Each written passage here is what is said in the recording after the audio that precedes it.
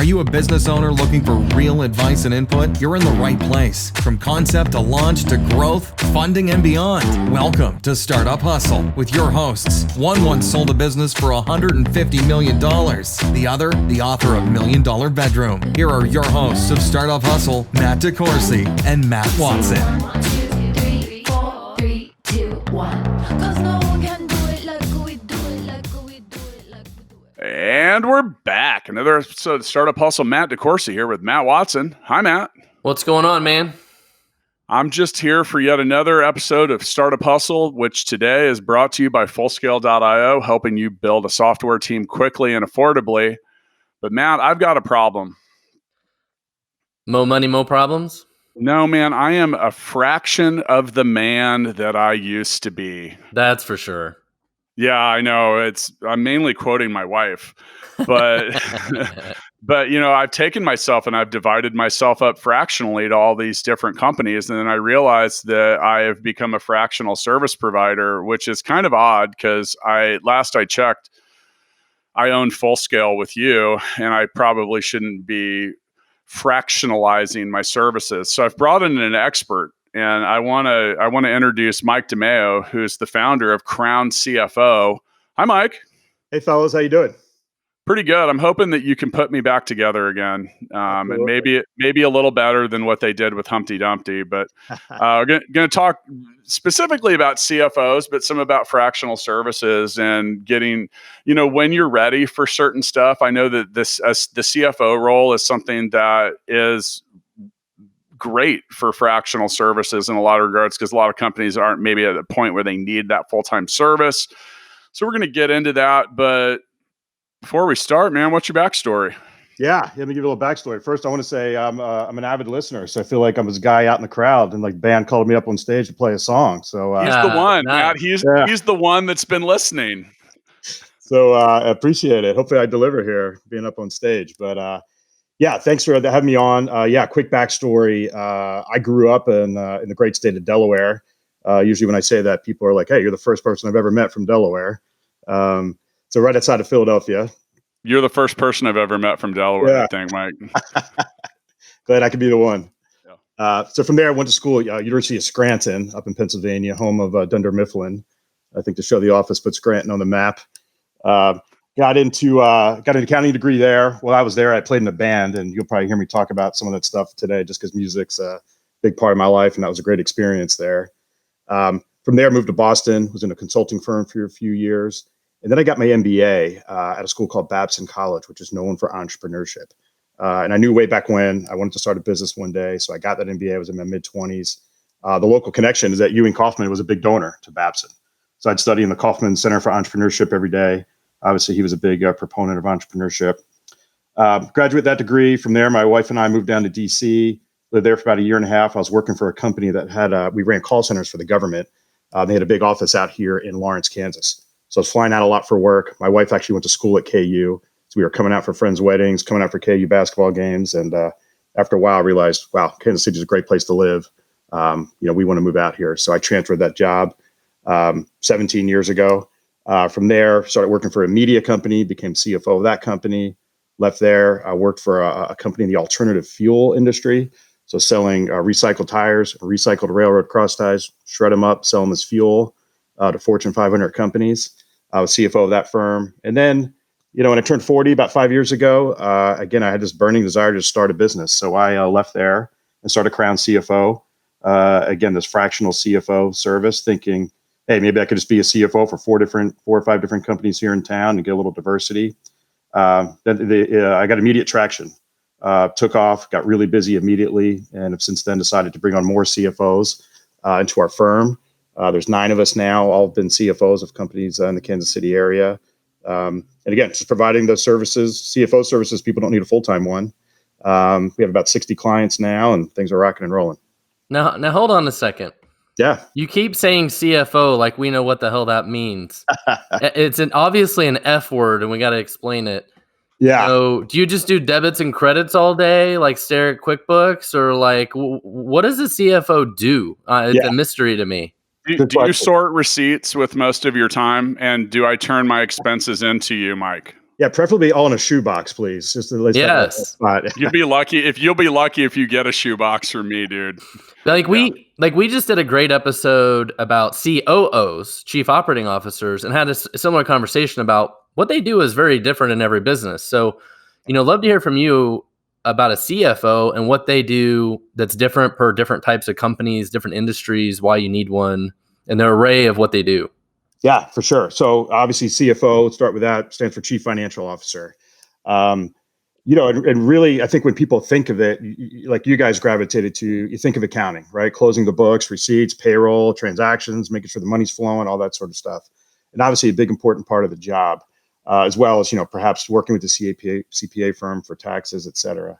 But the true CFO role and a good CFO is doing much more than that. I mean, usually in a smaller budget, you're obviously involved in forecasting, budgeting. You might be in charge of HR, might be in charge of IT as well. You might be working very closely with the operations of the business, working on, data collection of people out in the field or real-time reporting. Let's not wait till the end of the month to figure out how we're doing. Let's figure out how we're doing weekly. Sort of analysis. If you're going out for a bid, I mean, how do you know based on your past history or what's going on for this particular bid that you're doing it right? Allowing managers to make overtime decisions out in the field. I mean, you're just trying to, empower the organization to think better financially. And usually it's so much more than just, the accounting of it. I mean, it could be the M&A work, banking relationships, raising capital for people or for your company. So people tend to think of the accounting, which certainly is a part of it, but that's just one cog of maybe 15 different things a CFO is doing within an organization. So I have a follow-up question with that. So obviously there's a different role for a lot of different, types of businesses. And as Matt mentioned, we just did what I thought was a great episode as well about COOs and being the second person in charge, because that's a different dynamic for a lot of people. And it's very important to have your operations under control. Obviously, finances, if they get out of control, that's a even bigger problem. But as you mentioned, not everyone needs a CFO. Some people just need a simple accountant. And not to downplay the services here, but you can have both in that situation. CFOs typically work with the accountant in a lot of situations, right? Yeah, good point. We actually view it as sort of a pyramid, right? I mean, the bottom of the pyramid, the base, is the transactions. You need people doing that. You need the receipts in. You need the payroll going on. Next level up would be, say, reporting. Now you're looking at reports that are all based on those transactions. Next level up on that pyramid is analysis, right? You want to analyze things. Got to have good reports there.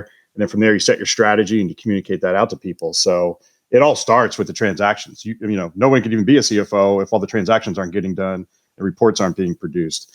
So right, usually a first hire is somebody doing the bookkeeping, doing that transactional work. But from there, you might hire somebody who's an accounting manager, but it's really up in that analysis strategy is where, a CFO might play within a business. And it might take a company, if you're looking for a full-time CFO, 20 years before they hire their first CFO. I mean, we see that all the time when we're talking with clients. What we like about the fractional world is you can start to have a CFO from day one. It's just a couple hours a week, a couple hours a month even. That can go a long way in the end for companies not ready for a full-time one. I mean, is the key to getting to a place where you need a CFO is where you need somebody who thinks more strategically about how we use our money, having the right policies and procedures, different stuff like that. I mean, what do you typically see a company gets to they hit a wall and they're like, oh, we need to bring somebody in? Like, what is that usually? Yeah, typically the people who are hiring first are accountants who are helping you look backwards, right? They're counting the history, putting it together for you, putting it in a report. Whereas we say a good CFO helps you look forward, right? Okay, we see this thing coming down the pike. How do we prepare for that? Whether it's in our accounting department or whether it's capital or whether it's HR or anything, right? You have to have that ability to look forward and help pull it all together. So that's a good way to look at it. Yeah, CFOs help you look forward. Controllers, accounting managers help you look backwards. So even with the COO episode you guys were talking about, you also the CFO's job is to make sure that the COO and people in operations are making good decisions that work well with the other parts of the company. So we kind of see the CFO as sort of the hub a lot of times, and the COO could be the same way, but making sure that everything in the company is kind of working together, and you're not having right hand doing something different than what the left hand's doing. Well, we need a CFO here on the podcast because my budget for green M&Ms was slashed and it's bullshit. Dude, we don't want to see a CFO. No, we absolutely do not want a CFO, because the CFO is going to force us to be fiscally responsible, which means no more 4-pound bags of green M&Ms, no more field trips, no more tour bus. You're going to go to your CFO and say, man, I need a new seahorse in my tour bus because I killed the last one because I was trying to feed it green M&Ms. And the CFO is going to say, I don't think that's a fiscally responsible decision. What's your ROI on this? Going to ask a whole bunch of stuff we don't want to hear. So That's it's kind of like having HR, like you don't want either one? Yeah, it's a form of it. I mean, it's a... So on a more serious note, so Mike, I hear terms like fractional CFO, part-time CFO, rent a CFO, CFO on demand. What's the difference with all that stuff? Yeah. And I know you've answered that a little bit in a roundabout way, but more specifically, because actually one more piece with that. So the whole fractional services industry has been on an upswing for the last decade, and it lets people have a lot of different stuff for a lot of different things. But there's some sites that'll do your bookkeeping for peanuts, but they're not going to give you a whole lot past He's that. the Uber of CFOs. Yeah, I like that. Yeah. So, but what's the difference? How do I know the difference? But okay, Uber and Lyft theoretically do the same thing, but they're different. I don't know why what's different about them, because I've only ever used Uber. But where's the difference here? Good point. And then the past 10 years, maybe more of an upswing and accepted in different areas of the business. But I've heard you guys even mention this in a previous podcast. I mean, think about the law industry. That's been over 100 years. People have been using a fractional lawyer. Same exact concept. I guess that's true. Yeah. And so it's in a sense been around for a while, but now it's going in these different flavors of positions within your organization. CFO probably being the latest one. And it is a very new industry. And part of it being sort of a newer industry is I don't think the industry's even settled on what sort of the term is, right? So some people are using part-time CFO or rent a CFO or on demand. At the end, it seems to be no difference of all the people I know and kind of looking at it. And so I would say that what we like fractional CFO is better description of what it is. I feel like a part-time CFO sort of insinuates you're not really working that hard or just part-time. I think rent a CFO sounds a little cheap. CFO on demand, sometimes we have to tell people, hey, it's not like we're available any minute you call us. You're getting a fraction of our time. It's not always on demand. So we try to stay away from on demand, but just kind of gravitate towards fractional CFO. That's really a better definition of what we're trying to accomplish. Hopefully one day it matures enough that you don't even need a word in front of it. It's just a CFO firm. Who's your CFO? It's accepted that everybody has sort of a part-time or fractional CFO. So I mentioned earlier that Matt and I are the founders of Fullscale.io, and we help people find software developers. Now, one of the things we don't do is we won't do software developers fractionally, meaning they work full-time for the client or they don't work for the client. And the reason for that is if we split someone's services across 2 different clients and both do well and they want more of that person's service, you get in, how do you split the baby? Yeah. So how do you guys deal with that? Because the idea is to grow your business. If you're adding a fractional CFO, it's because you think you need it. How does that work? Yeah, great question. So in our world, kind of what you're experiencing would be more of an interim CFO, somebody maybe who's there for 40 hours a week for 3 or 4 months to get either something done or maybe while they're waiting to hire a full-time CFO after someone left. So that is certainly an offering, say out in the marketplace. We try to steer a little bit away from that and go more fractional, where we go into it knowing, hey, this is going to be a long-time relationship. That's a win-win for everybody. You're going to get us for 4 hours a week or 8 hours a week for as long as you want, forever. And so getting that sort of rhythm and cadence is sort of our positioning in the market. And I still have the clients I signed up from day one 5 years ago. The first 2 So clients. you establish that need and that expectation up front. Yeah. Or if they need interim, which is more of the 40 hours for 3 or 4 months, we'll say, hey, we're just not fit for that. We don't have the capacity. It's not really our model. Our model going into it is we are fractional. We're going to be there a long time. You're going to love us. And that's our positioning. So I got a question. So at Stackify, we don't have a fractional CFO. We don't have a CFO. We have an executive assistant who does a great job with QuickBooks, accounts receivable, accounts payable. But then we have an accounting firm that we use, and they kind of help review the books, close, do some stuff like that. So potentially, could we take that same amount of money probably we're spending with them, but hire somebody like you, and we wouldn't need them anymore? Sometimes it can work both ways. I mean, maybe there is. You usually don't replace the CPA firm or the AP accountant. Usually we're kind of layered on top of that. But what I would say is maybe your CPA firm is kind of putting together your reporting. If we go back to that pyramid, isn't doing a lot of analysis or strategy. Are your commission plans aligned with the goals of the company, right? Mm-hmm. That sort of thing. What's your cost of acquisition? What's the lifetime value of your customer? If people are calling, if you're a subscription-based service and they're calling to quit, what sort of leeway can we give our customer service reps to sort of keep them in, but still make it a profitable gig? There's all those things beyond the report that somebody's putting in front of you or doing the transactions. I mean, it's really digging into the numbers behind the numbers. And again, that sort of looking forward mentality. When you get to a certain volume, you need that CPA stamp too on your returns. And it now is every CFO, and every CFO isn't a CPA though, right? Right. And actually, I'd almost say we're doing different things. I mean, the CPA firms love it when we're there because we can make their life easier, talk their language, and make them aware of things. We typically work at our clients' offices. So being within those four walls, you see things, hear things, talk with people that you can translate back to the CPA firm that they love, but yet working with ownership or leadership within those four walls to sort of, help grow the business, help the owners manage it, that sort of thing. Well, that's what I'm thinking in my head is for those that are listening and myself is some of that shared budget. It's like, I spend, a couple $1,000s a month or whatever it is with my accountant.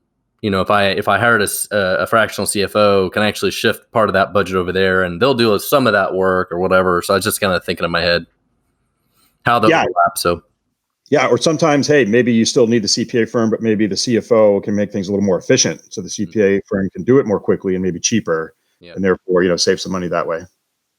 So yeah, that's the way I think about it too. And Full Scale doesn't have a CFO, and that's something we're looking at improving. We have bookkeepers, CPAs like on staff, but and while I think theoretically most entrepreneurs would think that your accountant would be good at the things that a CFO should be good at, it doesn't mean they are. I mean, that's not, and business school doesn't necessarily train you that way. You train to be an accountant, and a good accountant, well, I don't know if I agree with this approach, but they'll drive themselves crazy trying to find a frickin' penny because it needs to balance. And that's not typically CFO is going to help you establish KPIs and do a whole bunch of different crap and stuff like that.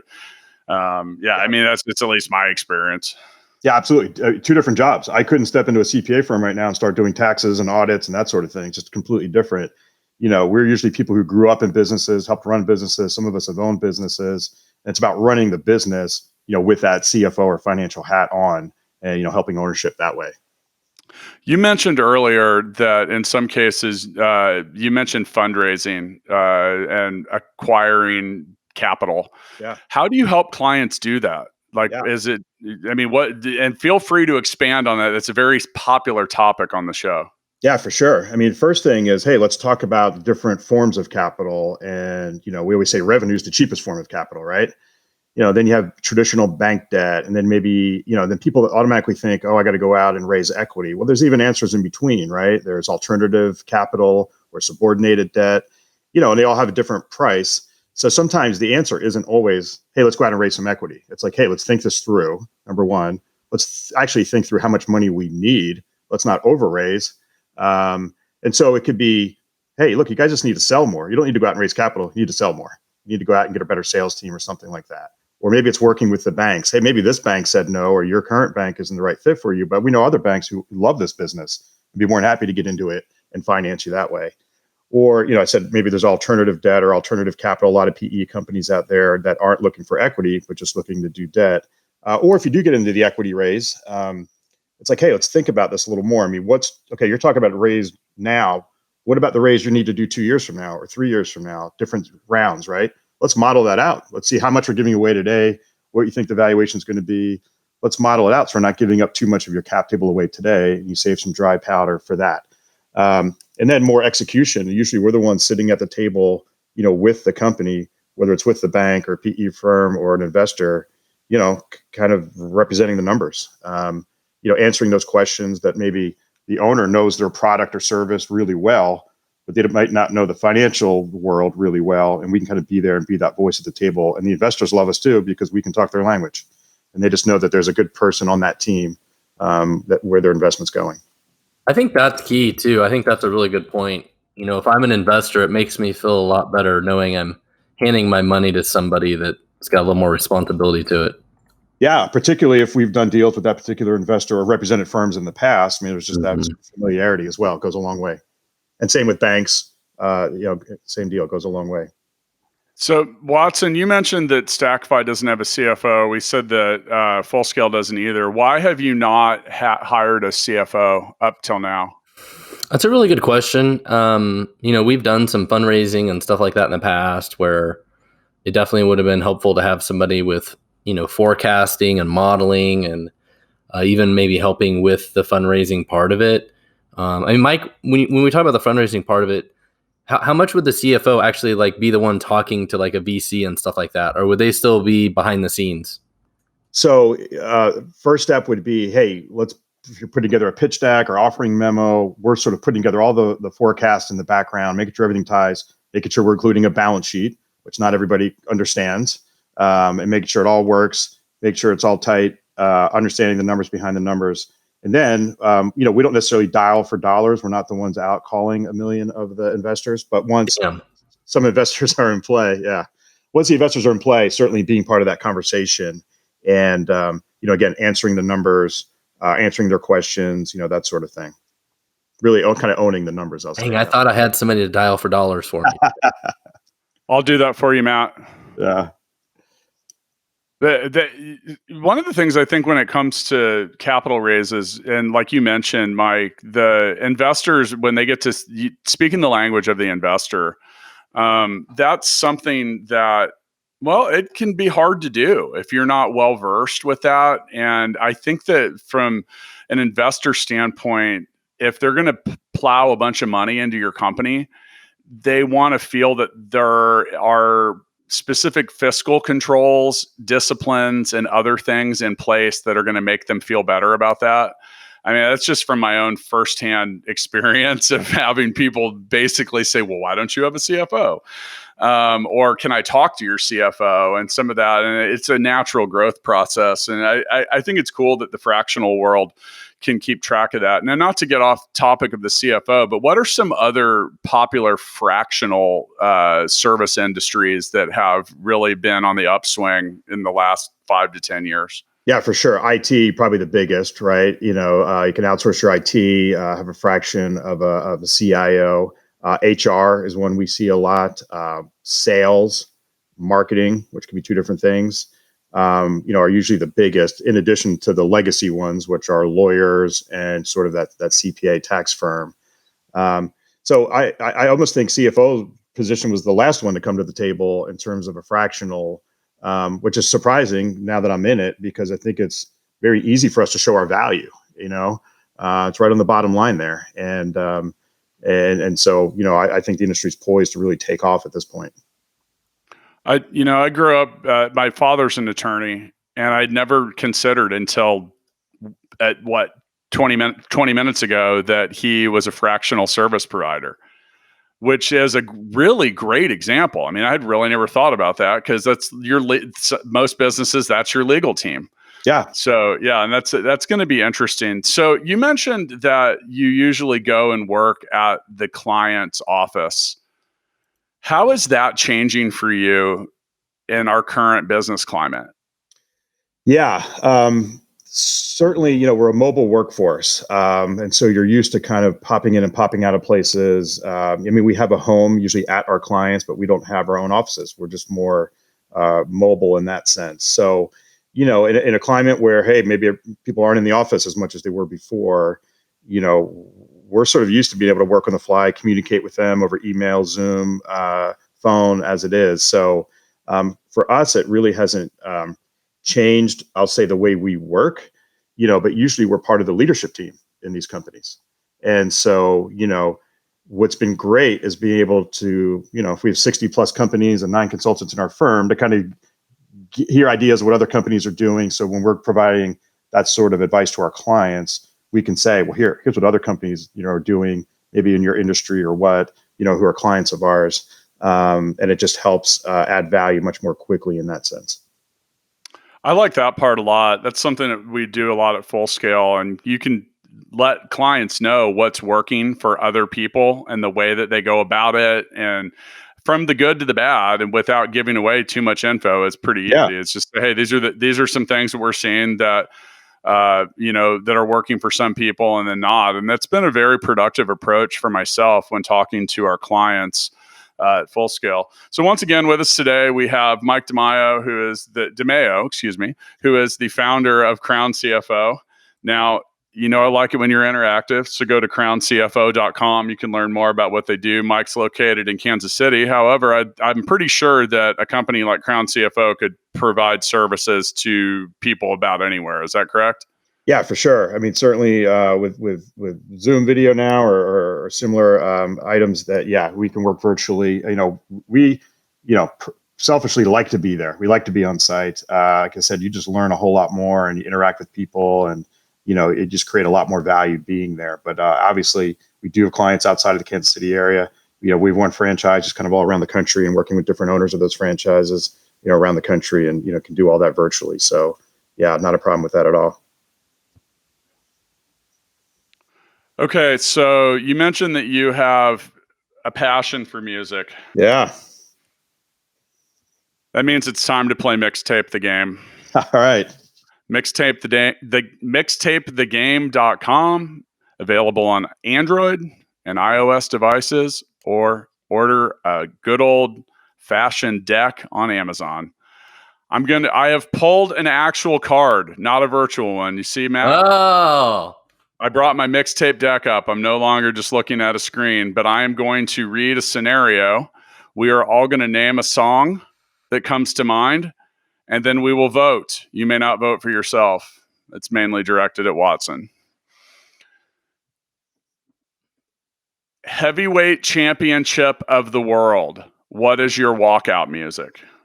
And I'm going with Mama Said Knock You Out by LL. Oh, shit. Good one. I think I'm going to go Enter Sandman, Put You to Sleep by Metallica. That's a good one. Oh.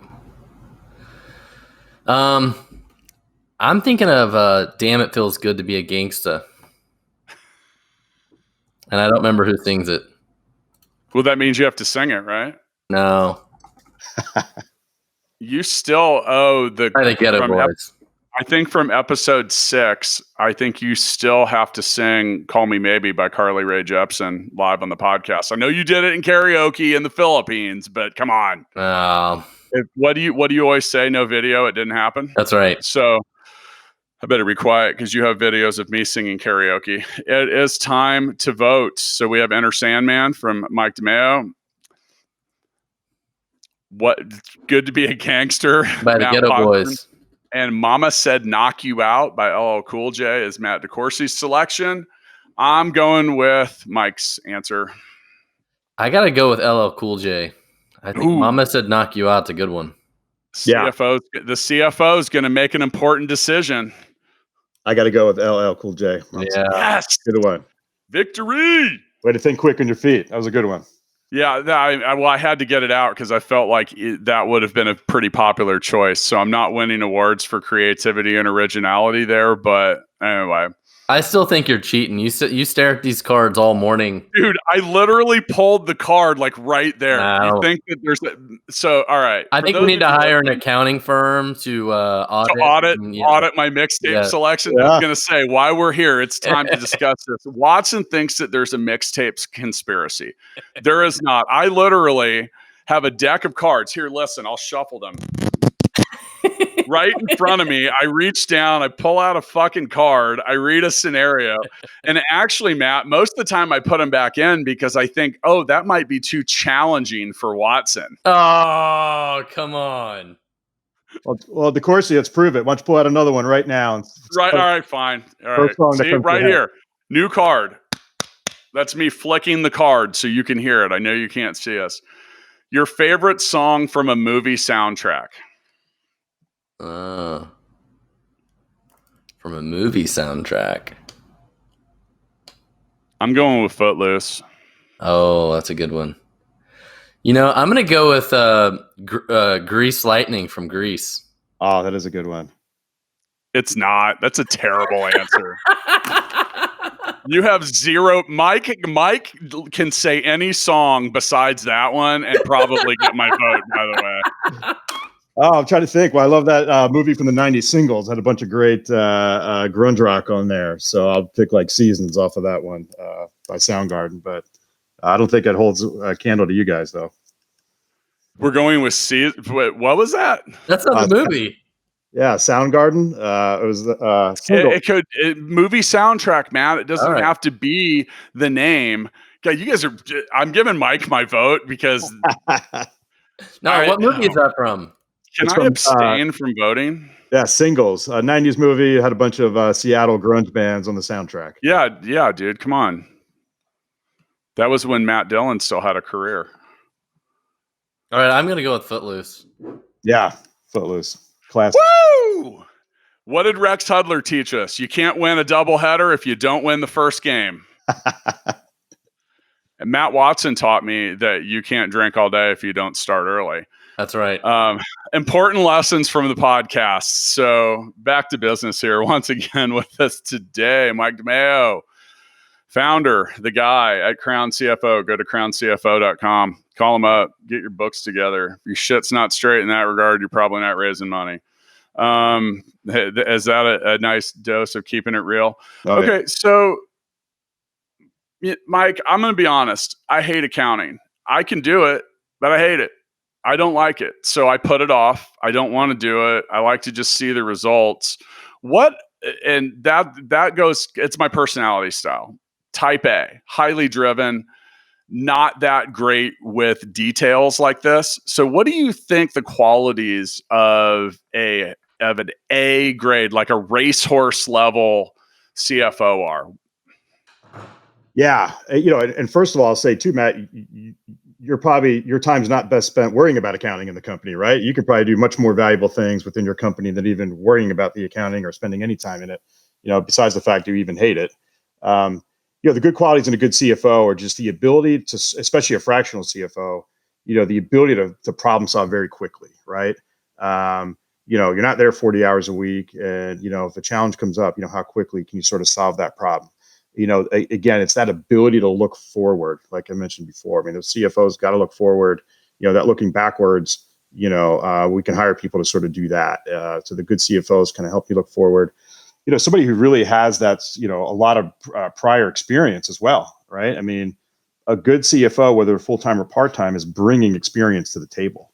You don't want to learn on the job. You're not going to add a lot of value that way. So where have they been a CFO before? Have they owned a business before? I mean, that sort of thing. I mean, those are sort of the key qualities. Certainly you need to know accounting, but, a lot of other things, come through experience, through raising money, through working through HR issues. A lot of us now dealing with the economic times now, we're CFOs back in 2008 too. So what did we learn back then that we're bringing to the table now, not trying to reinvent the wheel? Also, Mike, while you're on the podcast, I do want you to audit my numbers here. DeCoursey 2, Guest and Watson 0 on today's mixtape. Can I get a confirmation? Can I get a stamp, a certificate, anything? Certified. Audited. Very good. Sure, I don't want to have. I guess the world will hear that. So, Matt, what do you hate least, or what do you like least, or why do you hate accounting? The least or most? I don't know. Why the fuck do you hate accounting is what I was trying to ask. And I know there's a reason. Because I have other things to do. That's part of it. But,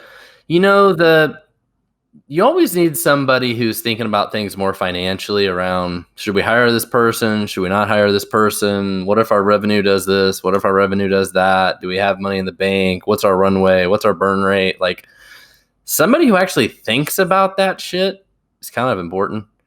And it's not really stuff I like to think about. You may have heard me say this before, but back in the days of VinSolutions, so this is like the 2000 7 or something. We used to stress all the time about making payroll and all this stuff. And the day we hired a CFO, I could sleep at night because I'm like, it's his problem now. I don't have to worry about this shit. And however he did it, he magically took care of all of it. And somehow or another, people got paid and I slept at night. And it felt good. I'm sure magic was the driving force behind most of that. Just having, it's like a lot of things as an entrepreneur, you need people who can own things, right? And if you're the founder, the CEO, and you own all the things, you know, it's hard to get anything done. You need somebody you can trust that can own something. And having a CFO around can be a big part of that. So, yeah, I mean, you can't do it all, even if you like it with these different things in your business. You can't do it all as you grow. I mean, you have to have the right team in place. And my company is no different. I just hired an accountant to help do a lot of the more transactional stuff, payroll, and so I can spend my time in better places within the company. And well, so, if you need a CFO, I know a guy. Is it me? Nope. I told you I'm getting out of fractional, man. I'm going full time. I've decided that as we approach our 200th employee at full scale, I might need to dedicate all of my time towards that. Yeah, but I think most people have the sentiments you guys are sharing, which is they just hate accounting, and and whether you hate it, don't understand it, or just don't have the time for it, it's not like you need to wait till you get to a certain point and hire a full-time CFO 10 years down the road. I mean, you could have someone in the mix from day one, just like you do probably with a lawyer, from day one. You don't need to use them 20 hours a week, but they're kind of there from day one and helping you make those decisions. All right. So before we get into the Founders Freestyle, if you want to check us out on Instagram and interact with our episodes and our posts, go to @Startup Hustle Podcast. You can also find the audio version on YouTube if you'd like to hear that as well. Go to crowncfo.com to check out our guests' website and info about the company. And now it's time for the Founders Freestyle. So, Mike, what's something that you've learned or some advice you could give other founders, whether it's about their own businesses or something you've learned directly related to yours? Yeah, I mean, I think what I tell people all the time, running business is hard. You could have the best technology in the world, and you may have passed certain hurdles and proof of concepts, but beyond that sort of technology risk, there's a lot of business risk, right? Outside your four walls of your business, you have competitors and the economy and regulations and distribution and all this sort of stuff. Inside your four walls, you have people and culture and process and so many moving parts and trying to get them all work together. There's just as you grow, there's just a lot going on. And, and again, you may have the best product in the world, but there are so many business challenges and risks that take up your time and brain power. It's hard for whether you're a 10-person company or a 300-person company. Just a lot going on. And so, I think people early on in their business, when they're raising money, some of these things are just line items on their projections 5 years out, whether it's, office space or whatever, once you actually get to that point, it's a lot of work, to get your office up and running and get people in there and dealing with the everyday, problems of running a business. So, that's just one advice I have for people. It's just, you need the right team. I mean, obviously, we feel CFO is an important part of that team. It just goes beyond that. I mean, the people around you are so important. I mean, you can't do it all alone. Mr. Watson? Yeah, like I mentioned earlier, I think there's been times where, for me, having a CFO in the past was super critical to us.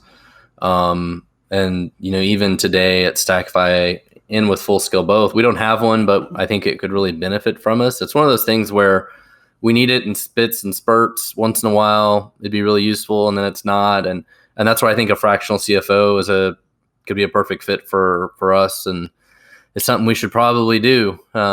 So we may be talking more, Mike. Yeah, sounds good.